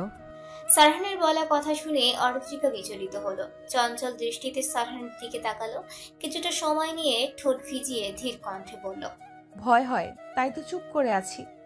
সারহান সরাসরি প্রশ্ন ছুড়ল, কিসের ভয়? অরিত্রিকা চমকিত হলো। সরাসরি প্রশ্ন করায় ঘাবড়েছে সে। অরিত্রিকা শ্বাস টেনে বলল, আপনাকে হারানোর। আপনি যদি আমার ভালোবাসা গ্রহণ না করেন তখন কি হবে ভেবে আমি আতঙ্কিত হয়ে থাকি, তাই নিজ মুখে স্বীকার করিনি। অপেক্ষার প্রহর গুনেছি, কবে আপনি আমার মনের কথা বুঝবেন, কিন্তু অপেক্ষার প্রহর এতটা দীর্ঘ হবে ভাবিনি। সারহান উত্তর পেয়ে কিছুটা অভিভূত হলো। এতক্ষণে তবে কথা ফুটেছে।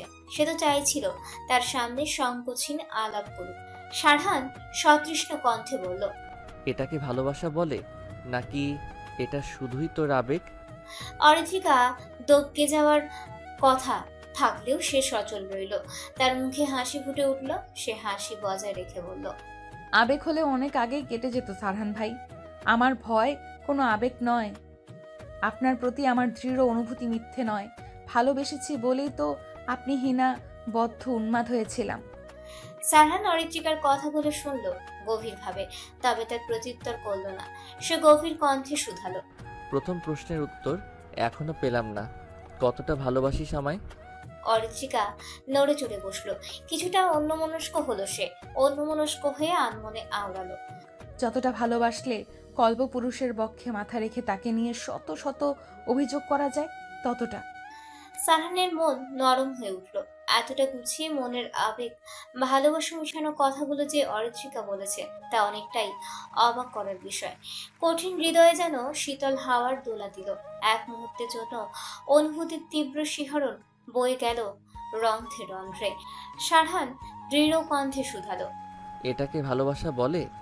মানুষ যখন কাউকে মন থেকে ভালোবাসে তখন ভালোবাসার মানুষটিকে নিয়ে অভিযোগ করতে পারে। কল্পপুরুষকে ভালোবাসি বলেই তার নামে আমার অভিযোগ সীমাহীন। কবে থেকে ভালোবাসিস আমায়? অরিত্রিকার মাঝে বিচলিত ভাব দৃশ্যমান হলো। কিঞ্চিত আবেগকে নিয়ন্ত্রণ করে লজ্জা মিশ্রিত কণ্ঠে বলল, সঠিক জানা নেই, তবে নিশাদের সাথে বিয়ে ঠিক হওয়ার আগে থেকেই আপনাকে ভালো লাগতো। কিন্তু আমার গোপন ভালোবাসার প্রথম অনুভূতি আপনি। প্রথমে কিছু মনে না হলেও নিশাদের কথা শোনা মাত্রই সারহানের চোয়াল শক্ত হলো। মুখে কাঠিন্যতার ভর করলো তার মাঝে। সে রূঢ় গলায় বলল, তোকে নিষাদের নাম নিতে নিষেধ করেছি, আর একবার তোর মুখে নিষাদের নাম শুনলে ওর কাছে রেখে আসবো। সারহানের হঠাৎ কথা বলার ধরন পাল্টানো দেখে অরিত্রিকা চমকে গেল। বোকা বোকা চোখে সারহানের দিকে তাকালো। নিষাদের নাম নেওয়ায় সারহান ভাই রেগে গেল কেন? জেলাস ফিল করছে নাকি? সে হিসাব মেলাতে ব্যস্ত। সারহান ভাইয়ের মনে কখন কি যে চলে বোঝা দেয়। তোর ভালোবাসা যদি গ্রহণ না করি তখন তুই কি করবি? অরিত্রিকার রাগ হলো। এই মানুষটা তো তারা কেন? এতক্ষণ সব কথা শুনে নিয়ে নাটক শুরু করেছে আবার। সে রাগে ফুঁসতে লাগলো। অসুস্থ না হলে জোরে জোরে চিল্লিয়ে কান ফাটিয়ে দিত সে। অসহ্য মানুষ একটা। অরিত্রিকার রাগি রাগি মুখ দেখে সারহানের কেন জানি ভীষণ ভালো লাগছে। রাগলে যে অরিত্রিকাকে এতটা সুন্দর লাগে আজ খেয়াল করলো সে। কেমন রাগাশ্রিত চাহনিতে তার দিকে তাকিয়ে আছে। অরিত্রিকা ক্ষুব্ধ হয়ে বলল, আপনাকে নিজের কাছে বেঁধে রাখবো, বুঝেছেন? সারহান ফিচেল হেসে অতি শান্ত কণ্ঠে জবাব দিল, বাহ, এতটা সাহসী তুই! আমাকে বেঁধে রাখার ক্ষমতা আছে তোর? অরিত্রিকার মুখ ভার হলো। সারহানকে দেখে এখন মনে হচ্ছে না মানুষটা আহত, অথচ গতকাল সেই মানুষটার জন্য কেঁদে কেটে একাকার করেছে। আবার কাঁদতে কাঁদতে সেন্স হারিয়েও বসেছিল। ভাবতেই কেমন লাগছে। দরজায় খট করে আওয়াজ হতেই সারহান আর অরিত্রিকা কেবিনের দিকে তাকালো। দুজনেই নিজেদের স্বাভাবিক করলো। সাদার দরজা খুলে ভেতরে প্রবেশ করলো। চুলগুলো এলোমেলো হয়ে আছে, চোখে ঘুমের রেশ এখনো কাটেনি। সে অবস্থায় এগিয়ে এলো সারহানের দিকে। সারহান সাদাতকে আসতে দেখে বলল, কেমন আছিস? সাদাত ঠোঁটের হাসির রেখা টেনে বলল, তোমাকে সুস্থ দেখে নিশ্চিত আমি এখন আলহামদুলিল্লাহ ভালো আছি। সারহান জিজ্ঞেস করলো, মা, বাবা, চাচা, চাচি কোথায়? সাদাত তানিয়া বেগমের অসুস্থতা আড়াল করে বলল, মা বাড়িতে গিয়েছে, একটু পরেই আসবে। চাচা আর বাবা মসজিদে গিয়েছে। চাচি আর ইশারা বাইরে ঘুমিয়ে আছে। ও। সাদাত অরিত্রিকাকে কেবিনে দেখে চোখ ছোট ছোট করে বলল, তুই এখানে কখন এসেছিস? ঘুম থেকে জেগে তোকে না দেখে কতটা ভয় পেয়ে গিয়েছিলাম জানিস? অরিত্রিকা সাদাতের দিকে অস্বস্তি নিয়ে তাকালো। অস্বস্তি হওয়ারই কথা। গতকাল তো ইসরা সাদা তার সারহানের বিষয়টা বলে দিয়েছে। এখন কি বলবে সে ভেবে পেল না। অরিত্রিকা নিজেকে বাঁচানোর ভঙ্গিতে আমতা আমতা করে বলল, সারহান ভাইকে কেবিনের বাহির হতে দেখেছিলাম। উনি জেগেছেন কিনা তখনই উনি পানি চাচ্ছিলেন, তাই পানি দিতে এসেছি। সাদাতের সন্দেহ কাটেনি, আরো বেড়ে গেল। সে সন্ধিহান দৃষ্টিতে অরিত্রিকার দিকে তাকালো। অরিত্রিকার সাদাতের দিকে না তাকিয়ে অন্যদিকে নজর লুকালো। সারহান অরিত্রিকার উত্তর শুনে বিস্মিত হলো। সে কখন পানি খেতে চাইলো আর অরিত্রিকাকে কখন ডাকলো আজও? সাদাত চোখ পাকিয়ে বলল, ঠিকঠাক মিথ্যাও বলতে পারিস না বা গাধি। অরিত্রিকা মুখ ভার করলো। সাদা তার মিথ্যা ধরে ফেললো। দুই ভাই একই ধাঁচের। বড় হলে নিশ্চয়ই ভাইয়ের মতোই ধুরন্ধর হবে। সারহান সাদাতকে জিজ্ঞেস করলো, এবার বল, এমপি মহোদয়ের কি খবর? উনি সুস্থ আছেন তো? আর আবিরের কি খবর? আবির ভাই এখন কিছুটা সুস্থ আছে, তোমার মতোই আঘাত লেগেছে। আর এমপি মহোদয়? অ্যাক্সিডেন্টে অতিরিক্ত রক্তক্ষরণের কারণে ওনার স্পট ডেড হয়েছে। সারহানের চক্ষু লাল হয়ে উঠল এমপির মৃত্যুর কথা শুনে। মুখব্বয় কঠিন হলো। খবরটা শোকের হলেও এই মুহূর্তে তার রাগ প্রকাশ পাচ্ছে। সারহান হাত মুষ্টিবদ্ধ করে রাগী স্বরে দাঁতে দাঁত চেপে বলল, নয়ন তালুকদার, তোকে এর মাসুল গুনতে হবে। এবার আর বাঁচবি না। তোর সাথে নিশাদেরও এমপি মহোদয়কে মারার ফল ভোগ করতে হবে। নয়ন তালুকদার নিজ রুমে বসে আছেন। কপালে সূক্ষ্ম চিন্তার ভাঁজ। কিছু নিয়ে অনেকক্ষণ যাবৎ ভেবে চলেছেন তিনি, তবুও কোনো সুরাহা করতে পারেননি। নিশাদ চোখ মুখ গম্ভীর করে মামার পাশে বসে আছে। সেও অনেকটা চিন্তিত। বরাবর নয়ন তালুকদারের জরুরি কথা শোনার জন্য বসে আছে সে, কিন্তু তার হয়ে উঠল কই? সেই যে মুখে কলু পেটে বসেছেন, আর কোনো কথাই বলছেন না। নিশাদ চোখ ফিরিয়ে মিহির দিকে তাকালো। মিহি আপন মনে নিজের ফোন কল করতে ব্যস্ত। সামনে দুজন মানুষ চিন্তিত হয়ে বসে আছে, তবু সে উদাসীন। নিশাদ বিরক্ত হলো মিহির কাণ্ডে। নিশাদ বিরক্ত প্রকাশ করে বলল, মিহি, এদিকে আমার টেনশনে মরছি, আর তুমি ফোন নিয়ে বিজি আছো। মিহি ফোন স্ক্রিনে চোখ রেখে দায়সারা ভাবে উত্তর দিল, আমি কি করতে পারি? তোমাদের টেনশনের বিষয় তুমি দেখো, আমায় টেনো না। নিশাদের রাগ আকাশচুম্বী ধারণ করলো। সে কটমট দৃষ্টিতে তাকিয়ে বলল, তোমায় গতকাল না নিয়ে আসলে ভালো হতো। কেন যে দয়া দেখিয়ে বাসায় আনতে গেলাম। উফ, তোমার দয়ার প্রয়োজন ছিল না আমার, তবুও এলাম। তুমি অনেকবার বললে তাই। তুমি আমায় ইগনোর করছো? হ্যাঁ, ইগনোর করছি। নিশাদ রাগে গজগজ করতে লাগলো। ইগনোর তার সহ্য হয় না। এই মেয়ের এত সাহস বেড়েছে যে তাকে ইগনোর করছে। How dare she! নিশাদ রাগান্বিত কণ্ঠে বলে উঠল, মিহি, আমায় ইগনোর করার চেষ্টা করো না। কেউ আমাকে ইগনোর করুক, আমার একদম পছন্দ নয়। মিহি নিজের হাতে থাকা ফোনটি পাশে রেখে নিশাদের দিকে তাকিয়ে বাঁকা হেসে বলল, আমারও তোমার ইগনোর করা পছন্দ নয় নিশাদ, তুমিও তো আমায় ইগনোর করো। নয়ন তালুকদার ধমকে উঠে বলল, তোমরা নিজেদের মাঝে রেশমিশ বাদ দাও। এইদিকে চিন্তায় আমার মাথা ফেটে যাচ্ছে। ওই এমপিকে কেন যে মারতে গেলাম। নিশাদ গম্ভীর কণ্ঠে বলল, মাথা গরম করে এই কাজটা করা উচিত হয়নি। পুলিশ সহজে খুঁজে নেবে আসল অপরাধীকে। যদিও এটা অ্যাক্সিডেন্ট কেস দেখানো হয়েছে, তবুও পুলিশ তো তদন্ত করবে। প্রতীকও পেলাম না, আবার এই ঝামেলায় ফেসে গেলাম। এখন একটাই উপায় খোলা আছে, পুলিশকে টাকা দিয়ে মুখ বন্ধ করতে হবে। শারহান মরলে একেবারে সব ঝামেলা শেষ হয়ে যেত। এই শারহানের আসলেই কই মাছের জান, মরতে মরতে বেঁচে ফিরেছে। মিহি নিশাদকে উদ্দেশ্য করে বলল, আমি আজ শারহানকে হসপিটালে দেখতে যাব। নিশাদ অগ্নিশর্মা হয়ে মেয়ের দিকে তাকালো, ক্ষুব্ধ হয়ে বলল, তুমি শারহানকে দেখতে যাবে না? কেন? আমি বলেছি তাই। মিহি মনে মনে হাসলো। কিছুটা শান্ত হলো তার অশান্ত মন। নিজেকে স্বাভাবিক করে বলল, আমি কোথায় যাব তা ঠিক করে দাও তুমি কি?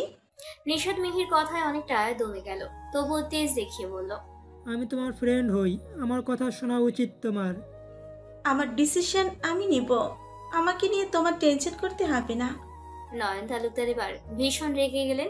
তিনি ক্ষিপ্ত হয়ে বললেন, মুখ বন্ধ করো দুইজনেই, আমার মাথা গরম করো না। নিশাদ রেগে আরো কয়েকটা কথা বলবে মিহিকে, আর বলতে পারলো না। কথাগুলো নিজে গিলে নিল। মিহি মামা ভাগ্নের কাণ্ড দেখতে ব্যস্ত। এদের গোমরা মুখ দেখতে ভালোই লাগছে তার কাছে। এতদিন ইগনোর করেছো আমায়, এখন দেখো আমি কি করি। Just wait and watch. মিহি বিড়বিড় করে বলল। আতশোয়া হয়ে বসে আছে সারহান। তানিয়া বেগম নিজ হাতে সযত্নে ছেলেকে স্যুপ খাইয়ে দিতে ব্যস্ত। ছোট বাচ্চার ন্যায় স্যুপ ফু দিয়ে ঠান্ডা করে ছেলেকে খাইয়ে দিচ্ছেন তিনি। হালকা হালকা গরম, তবুও মনে হচ্ছে সারহানের যদি জিভ পুড়ে যায়। সারহান বাটির অর্ধেক স্যুপ খেয়ে তানিয়া বেগমকে বলল, মা, আর খেতে ইচ্ছে করছে না। তানিয়া বেগম আরশাদ সাহেব ছেলেকে জোর করলেন না। সাথী বেগমের হাতে বাটিটা দিয়ে সারহানকে প্রেসক্রিপশন দেখে ওষুধ খাইয়ে দিলেন। সারহান ওষুধ খেয়ে হাঁপ ছেড়ে বাঁচল। এভাবে হাসপাতালে চুপচাপ থাকা যায়? সারহান অনেকটাই বিরক্ত, কেমন যেন একঘেয়েমি লাগছে তার। হাসপাতালের পরিবেশ তার কাছে অসহ্যকর লাগছে। সারহান বিরক্ত ভাব নিয়ে বলল, ডিসচার্জ কবে দিবে? তানিয়া বেগম বললেন, 3-4 দিন পর। হসপিটালে আরো 4 দিন থাকতে হবে? অসহ্যকর। ধৈর্য ধর, এতটা উচ্চিত এখন না হয় ভালো। সারহান চুপ হয়ে গেল। শরীর ম্যাজম্যাজ করছে, এখনো শরীরে ব্যথা কমেনি। মস্তিষ্ক জুড়ে অ্যাক্সিডেন্টের বিষয়টা ঘুরছে। মুঠোফোনের কোনো হদিশ নেই। ফোন থাকলে খবর পেয়ে যেত। ফোনে অনেক ডিটেলস ছিল। নতুন ফোন কিনতে হবে আবার। তানিয়া বেগম আর সাথী বেগম কেবিনের বাহিরে যেতেই প্রবেশ করলো ইস্রা আর অরিত্রিকা। দুজনে এসে চেয়ার টেনে বসলো। সারহান দুজনকে লক্ষ্য করে বসলো। অরিত্রিকার দৃষ্টি মেঝেতে নিবদ্ধ, মুখও গোমরা করে আছে। তার মানে এখনো তার উপর রেগে আছে। এতটা অবুঝ কেন? অন্য সময় বড়দের মতো কথা বলে। ইশরা ভেবে পাচ্ছে না অরিত্রিকা মুখ ভার করে আছে কেন। সারহান ভাই তো সুস্থ, অনেকটা খুশি হওয়ার কথা। সে আর এখন এসব নিয়ে অরিত্রিকাকে ঘাটেনি। কেবিনের বাহিরে কয়েকজনের কথার আওয়াজ ভেসে আসছে। বোঝা যাচ্ছে ছেলে মেয়ে উভয়ই বাহিরে উপস্থিত। সারহানের কণ্ঠগুলো শুনে পরিচিত মনে হলো। চেনা কেউ এসেছে কি? সারহান ভাবনায় বিভোর। তখনই প্রবেশ করলো 4 জনের একটা দল। তড়িঘড়ি করে 4 জন ছুটে আসলো সারহানের দিকে। অরিত্রিকা আর ইশরা তা দেখে ধর পড়িয়ে উঠলো। অচেনা মানুষগুলোকে দেখে এরা কারা? একটাই প্রশ্ন তাদের মনে ঘুরপাক খাচ্ছে। সারহান পরিচিত বন্ধু মহলকে হঠাৎ সামনে আসতে দেখে বিস্ময় নিয়ে বলল, তোরা? সকলে একসাথে বলে উঠলো, হ্যাঁ আমরা। বন্ধু মহলের 4 জনের মাঝে একজন অশ্রুসিক্ত চোখে সারহানের দিকে তাকিয়ে বলল, জানিস তোর অ্যাক্সিডেন্ট হয়েছে শুনে রাত 2টার পরেই রওনা দিয়েছি ঢাকা থেকে। জ্যাম থাকায় দেরি হয়ে গেছে। এখন কেমন আছিস তুই? কান্নারত মেয়েটির নাম মুন। রায়, ইফাত আর প্রিহাল ও দুশ্চিন্তাগ্রস্ত। সারহান মুনের দিকে তাকিয়ে বলল, আরে এত হাইপার হচ্ছিস কেন? আমি এখন ফিট আছি। মুন অশ্রু মুছে বলল, দেখছি তো কেমন ফিট আছিস। বেডে আধশোয়া অবস্থায় ব্যান্ডেজ মুড়িয়ে বসে আছিস। সারহান অরিত্রিকার দিকে তাকিয়ে বলল, তোরা সকলে এসেছিস, এবার দেখবি একদম সুস্থ হয়ে যাব। অরিত্রিকা রাগে কটমট করতে করতে ইশরার হাত খামচে ধরল। এই মেয়ে আবার কই থেকে উদয় হলো? ইশরা খামচে ধরার কারণে মৃদু চিৎকার দিয়ে উঠল। বন্ধু মহলের সাথে অনেকদিন পর দেখা হয় সারহানের। ভীষণ ভালো লাগছে। কতদিন পরে সবাই একসাথে হলো। প্রায় 1 বছর পর অ্যাক্সিডেন্টের উছলায় দেখা তো পেল। নিজের মাঝে উৎফুল্লতা অনুভব করছে। মুন, প্রিহাল, ইফাত আর রায় কেবিনে বসে আছে। তারা নিজেদের মাঝে কিছু নিয়ে আলোচনা করে যাচ্ছে। এতটাই ধীরে কথা বলছে, আশেপাশের কারণেই আওয়াজ পৌঁছাচ্ছে না। আস্তে কথা বলার কারণ সারহানের অসুস্থতা। সারহান এখনো আলসুয়া হয়ে বসে আছে। তার দৃষ্টি অরিত্রিকার দিকে নিবদ্ধ। সে নিবিড় দৃষ্টিতে অরিত্রিকার হাব ভাব অবলোকন করছে। বোঝার চেষ্টা করছে নীরব মনে কি এত ভেবে চলেছে। অরিত্রিকার মুখশ্রী গম্ভীর, দৃষ্টি মনের দিকে আবদ্ধ। এক দৃষ্টিতে তাকিয়ে কিছু একটা দেখে চলেছে। সারহান অল্প সময় বুঝেছে অরিত্রিকার মনকে পছন্দ হয়নি। অপছন্দ করার কারণ তার কাছে পরিষ্কার নয়। অরিত্রিকা কেবিনের এক কোণে দাঁড়িয়ে সারহানের বন্ধু মহলকে দেখে চলেছে। তবে তার দৃষ্টি মুন নামক মেয়েটির দিকে। সে মুনকে খুঁটিয়ে খুঁটিয়ে দেখতে ব্যস্ত।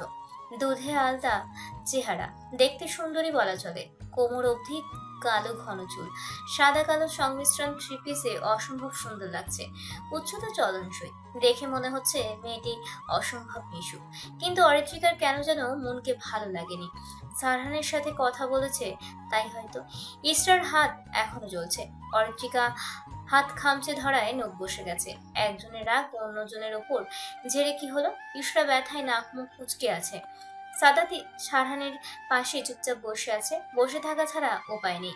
তবে তার নজর সারহান আর অরিত্রিকার দিকে। গোয়েন্দার নজরে পর্যবেক্ষণ করছে পরিস্থিতি। অরিত্রিকার আচরণ সন্দেহজনক মনে হলেও সে তার ভাইয়ের আচরণেও সন্দেহের কারণ খুঁজে পায়নি এখনো। তবুও নজর রাখবে সে। পণ করেছে মনে মনে। প্রিহাল তাদের বন্ধু মহলের সাথে কথা বলতে বলতে খেয়াল করলো কেবিনের এক কোণে দাঁড়ানো অরিত্রিকা আর ইশরার দিকে। একজন তাদের দিকে এক অদ্ভুত দৃষ্টি ফেলে তাকিয়ে আছে। তা দেখে প্রিহালের ভ্রু কুঁচকে গেল। প্রিহাল সারানকে উদ্দেশ্য করে বলল, সারান, এদের তো চিনলাম না, এরা তোর কে হয়? সাদাত তখনই চনমনে ভাব নিয়ে উত্তর দিল, একজন আমার চাচাতো বোন আর একজন ফুফাতো বোন। প্রিহাল বলল। ও আচ্ছা, কোনটা চাচাতো বোন আর কোনটা ফুফাতো বোন? কালো ড্রেস পরে আছে ওইটা ফুফাতো বোন, আর সাদাতকে বলতে না দিয়ে প্রিহাল বলে উঠল, আর মাথায় ওড়না দিয়ে আছে সে তোমাদের বোন হয়, বুঝতেই পারছি। সাদাত হেসে বলল, হ্যাঁ ভাইয়া। সারানা এতক্ষণ চুপ করে থাকলেও মুখ খুললো, এখন গম্ভীর কণ্ঠে বলে উঠল, প্রিহাল ওখানে শুধু বোন নয়, চাচাতো বোন হবে। প্রিহাল অবাক হওয়ার ভান করে বলল, চাচাতো বোন আর নিজের বোন একই কথা। হুম, আলাদা, তুই বুঝবি না। সারহানের বন্ধু মহল কিছুটা অবাক হলো। সামান্য বিষয়ে সারহান রিয়াক্ট করলো কেন বুঝে আসলো না তাদের। অরিত্রিকা সারহানের পানে আর চোখে দেখালো, এই মানুষটার মনে চলছেটা কি। ঈশা অরিত্রিকার কানে কানে বলল, সামান্য বিষয় নিয়ে সারান ভাই রিয়াক্ট কেন করলো? অরিত্রিকা ঈশার দিকে তাকিয়ে কটমটে ভাব নিয়ে বলল, নিজের বোন বললে ভালো লাগতো গাধি, চাচাতো বোন বলেছে তাও শান্তি, নিজের বোন বললে সারা রাত ঘুম হতো না আমার। ঈশা মুখ কাঁচুমাচু করে বলল, তাও ঠিক। মন অরিত্রিকার দিকে তাকালো, তার দৃষ্টি তীক্ষ্ণ। সে অরিত্রিকার দিকে তাকিয়ে আগাগোড়া বরফ করলো, তাদের দিকেই তাকিয়ে আছে। ইফাতের সকলের কথায় মনোযোগ নেই, ফোনে কিছু একটা দেখে চলেছে, কপালে দুশ্চিন্তা রেখা। রায় প্রিহালের কথা অনুসরণ করে অরিত্রিকা আর ইশরার দিকে তাকালো। দুজনেরই বেশ দেখতে পেল, মিষ্টি চেহারা, মায়াবিনী ভাব তাদের চোখে মুখে লেপটে আছে। রায় অরিত্রিকা আর ইশরার দিকে তাকিয়ে হালকা হেসে বলল, হাই, আমি রাই। অরিত্রিকা আর ইশরা রায়ের দিকে তাকালো, তারা কি বলবে বুঝে উঠতে পারলো না। অচেনা মানুষের সাথে কথা বলতে স্বাচ্ছন্দ্য বোধ করে না, কথা না বলেও অভদ্রতা দেখায়। রায় দুজনের অস্বস্তির কারণটা বেশ বুঝতে পারলো, কমফোর্টেবল করার জন্য হাসি বজায় রেখে বলল, আরে এতটা হেরিটেজ ফিল করতে হবে না, আমি সারহানের ভার্সিটি লাইফের ফ্রেন্ড, আমায় আপু ডাকতে পারো। মন, প্রিহাল আর রিফাতকে ভাইয়া আপু বলে ডাকো, বুঝেছো? অরিত্রিকা আর ইশরা মাথা নাড়িয়ে ইশারায় বোঝালো। সারহান গলা খাকারি দিয়ে বলল, এদের দুটোকে আগেই মাথায় তুলিস না, পরে পস্তাতে হবে। রায় কিছু না বুঝতে পেরে বলল, কেন? এদের যতটা শান্ত ভাবছিস মোটেও দুজনে শান্ত নয়, বাড়ি হই হই করে মাথায় উঠিয়ে রাখে। যাদের সাথে খাতির জমে ওঠে তারাও ওদের দলে চলে যায়। সাদা তো কিন্তু এদের দলের সদস্য, এদের জ্বালায় বাড়িতে থাকা দায় হয়ে যায়। বলিস কি, আমি তো শান্তশিষ্ট ভেবেছিলাম। সবাই প্রথমে এমনই মনে করে। সারহান অরিত্রিকার দিকে অগ্নি দৃষ্টিতে তাকালো, সকলের সামনে আজও অপমান করলো। সুস্থ হোক আগে, তারপরে শোধ তুলবে সে। পরন্ত বিকেল, সূর্য হেলে পড়েছে পশ্চিমে। কিছু সময় পরই সন্ধ্যা নামবে ধরণীতে। পাখিরাও নিজ নীড়ে ফিরে যাচ্ছে দিন শেষে। আপন নীড়ে ফিরতে যেন পাল্লা দিয়ে উড়ে চলেছে সে। হাসপাতালের পরিবেশ আজ অধিক শান্ত। এতটা শান্ত কেন জানা নেই সারহানের। সারহান শুয়ে শুয়ে প্রায় অধৈর্য হয়ে গেছে। কাজের মাঝে ডুবে থাকা মানুষ হঠাৎ কোনোভাবে বাধা পড়ে যায়, তখন নিজেকে জেলখানার কয়েকদিন ন্যায় মনে হয়। এমন সময় পার করছে সারহান। জেলখানাতেও তো তাও সময় পার হয়ে যায়, কিন্তু হাসপাতালে যেন সময় থমকে আছে।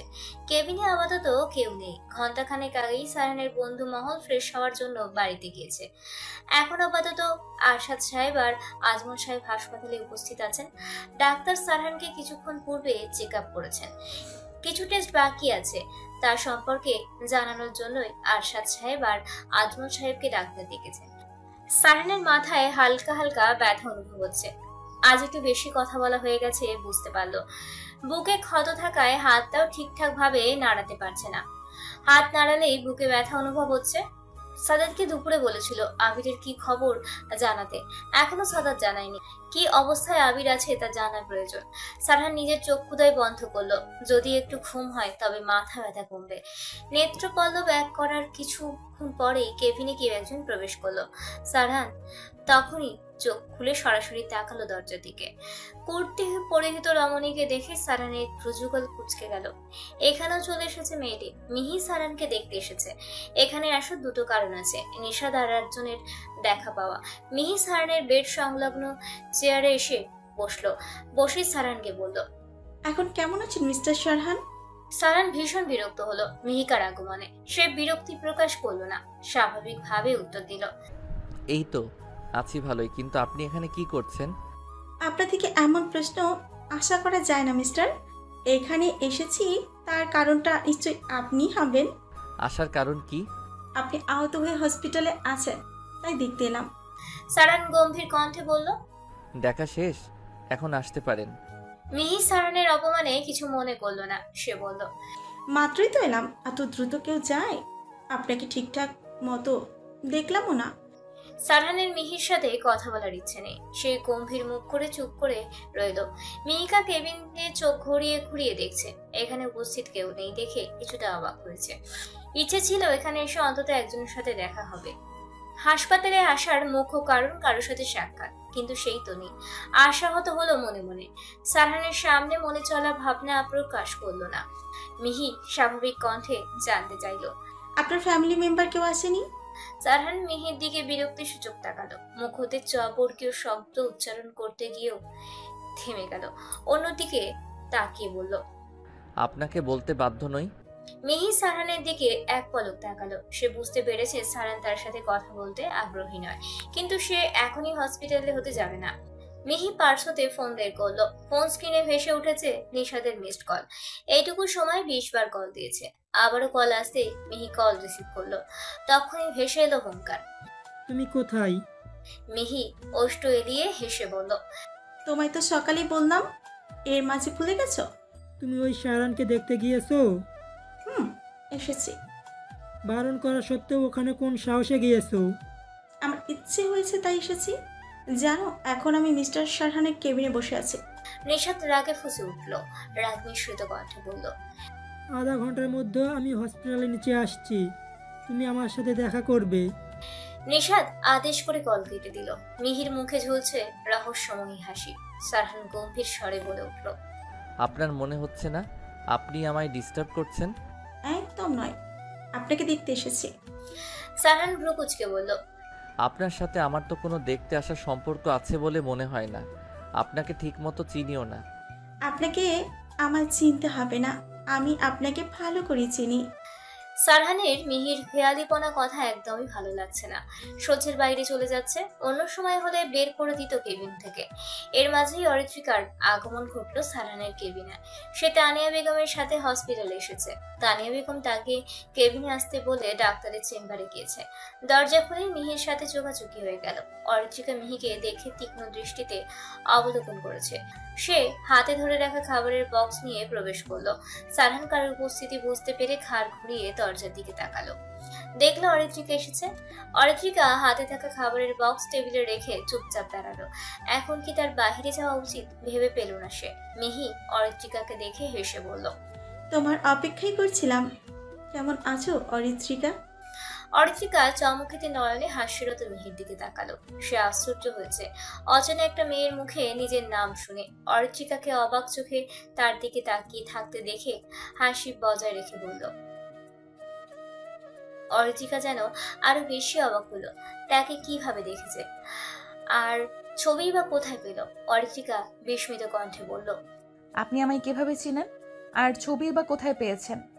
তোমার কথা শুনেই তো দিবারাত্রি পার করি আমি। আর ছবি দেখেছি একজনের ফোনে। শাড়িতে তোমায় অসম্ভব সুন্দর লাগে কিন্তু। অরিত্রিকার চোখ বড় বড় হয়ে গেল। শাড়ি পরিহিত ছবি কোথায় দেখলো? এমন ভাবে কথা বলছে যেন তাকে অনেক আগে হতে চিনে। অরিত্রিকা কিছু বুঝে উঠতে পারছে না। মিহি হাতে থাকা ঘড়ি দেখে বলল, সময় হয়ে গেছে, আমায় যেতে হবে। তোমায় দেখার ইচ্ছে ছিল সচক্ষে, আজ পূরণ হয়ে গেল। অরিত্রিকা, সাবধানে চলাফেরা করো, কখন কি হয় বলা যায় না। মিস্টার শারহান, নিজের খেয়াল রাখবেন। আসছি। মিহি আর দেরি করলো না, দ্রুততার সহিত পেরিয়ে গেল কেবিন হতে। অরিত্রিকা এসে চেয়ারে বসলো। সে ভাবতে ব্যস্ত, মেয়েটাকে নিশ্চয়ই শারহান ভাইয়ের ফ্রেন্ড হবে, কিন্তু কথা বলার ধরন দেখে তো মনে হলো না। তাহলে কে হতে পারে? উফ, 2 দিন পর পর কোথা থেকে নতুন মেয়ের আমদানি হয় বুঝে উঠতে পারে না সে। বলতে ইচ্ছে করে, কেন রে, আর কোনো ছেলে কি নেই দুনিয়ায়? তোদের সারহান ভাইয়ের সাথেই পরিচিত হতে হবে? সারহান এখনো মিহির কথাগুলো নিয়ে ভেবে চলেছে। অতিশয় চিন্তিত সে। কপালের রগগুলোর মধ্যভাগ ফুলে উঠেছে। সে অনেকটাই নিশ্চিত মিহি তাদের বিষয়ে অনেকটা অবগত। শেষের বাক্য বারবার এটাই প্রমাণ করেছে তাদের সাবধান হতে বলা হয়েছে। তবে কি কোনো বিপদ আসছে? মিহির বিষয়ে সবকিছু জানা জরুরি তার। চার দেওয়ালে বন্দি থেকে কিছুই তার হাতে নেই, সবকিছু আয়ত্তের বাইরে চলে যাচ্ছে। মেয়েটা কে সারহান ভাই? অরিত্রিকার সন্দিহান সুর, কণ্ঠে বিচলিত ভাব স্পষ্ট। সারহান অরিত্রিকার দিকে তাকালো। অরিত্রিকা তার দিকে ভ্রু কুঁচকে সন্দিহান দৃষ্টিতে তাকিয়ে আছে। সারহান সহজ সরল কণ্ঠে উত্তর দিল, মেয়েটিকে আমি চিনি না। চেনেন না, কিন্তু এখানে কি করছিলেন উনি? আমায় দেখতে এসেছিলেন। তাও বলবেন আপনি চেনেন না? সারহানের দৃষ্টি সংকুচিত হলো। অরিত্রিকার বড়দের মতো প্রশ্ন করাটা কেন যেন ভালো লাগলো। সারহান ভরাট কণ্ঠে বলে উঠল, চিনি না বললে ভুল হবে, ঢাকায় দেখা হয়েছিল একবার। অরিত্রিকা চোখ ছোট ছোট করে তাকালো। সারহানকে পর্যবেক্ষণ করে দেখে মনে হলো মানুষটি সত্য বলছে, কিন্তু সারহান ভাইয়ের আশেপাশে কাউকে দেখলে সহ্য হয় না। এতটা জেলাস ফিল করার মতো কিছু হয়নি। এসব ভেবে রাতের ঘুম হারাম করার দরকার নেই। আমরা পরিচিত, শুধু এতটুকু জেনে রাখো। অরিত্রিকা সারহানের কথা শুনে মুখ হা হয়ে গেল। সারহান ভাই তার বোনের কথা কিভাবে বুঝলো? অরিত্রিকা সারহানের দিকে তাকিয়ে বলল। সারহান মাদকতা মিশ্রিত স্বরে বলে উঠল, তোর চোখ দেখে। সারহানের সোজা সাপটা উত্তর অরিত্রিকার ভেতর নাড়িয়ে দিল। বুক ধরফর করে উঠল। এই কথায় মাদকতা মেশানো ছিল। সারহান অরিত্রিকাকে স্বাভাবিক করার জন্য বলল, আমায় উঠতে হেল্প কর, একা উঠতে পারবো না। অরিত্রিকা কিছুটা স্বাভাবিক হলো যেন। চেয়ার থেকে উঠে সারহানকে বসতে সাহায্য করতে গেল। সারহান অতি কষ্টে এক হাতে ভর করে উঠে বসার চেষ্টা করলো। অরিত্রিকা সারহানের বাহু ধরে বসানোর চেষ্টা চালাচ্ছে।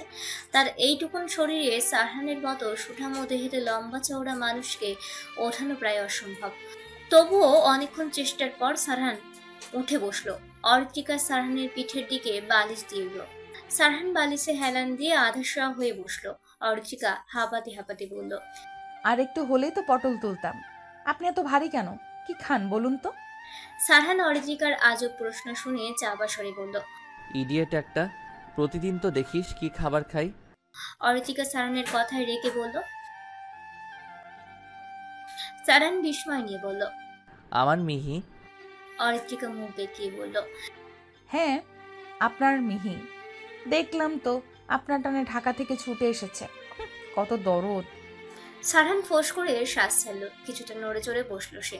এবার কিছুটা হলেও আন্দাজ করলো বিষয়টা। সুযোগ বুঝে ঠিকই শুনিয়ে দিল।